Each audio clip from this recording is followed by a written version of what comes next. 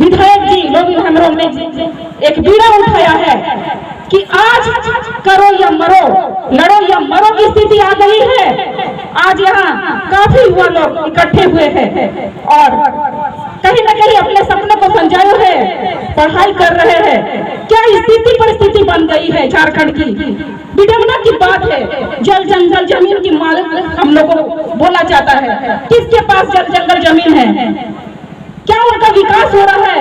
किनके लिए विकास हो रहा है? क्या आप इसको सोचते नहीं हैं?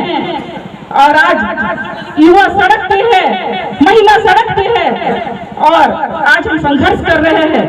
और आज हमारे जो झारखंड के माननीय मुख्यमंत्री जी, जो झारखंड सरकार या गठबंधन की सरकार बनाने में हम लोगों ने अपना योगदान दिया है, वैसे ही नहीं झारखंड के मुख्यमंत्री बने या आपकी और हमने हमारी मेहनत का परिणाम स्वरूप बीजेपी के समय में जो संघर्ष हम लोगों ने किया, उसको हटाने में, उसे उखाड़ फेंकने में पूरी विपक्ष की भूमिका हमारा सामाजिक संगठन, धार्मिक संगठन ने निभाया है।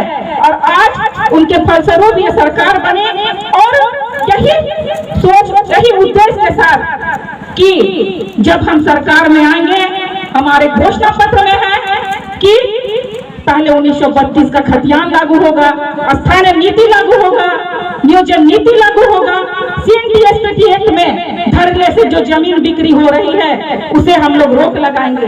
लेकिन आज कुछ नहीं हो रहा है, केवल बहरियों का आगमन हो रहा है। उसके अनुसार यहाँ की सरकार चल रही है, यहाँ की MP, यहाँ के MLA, यहाँ के ठेकेदार सब बहरी है और सही मायने में हम लोग केवल आंदोलन कर रहे हैं। अभी भी लोगों को जागने की जरूरत है। ऐसे जो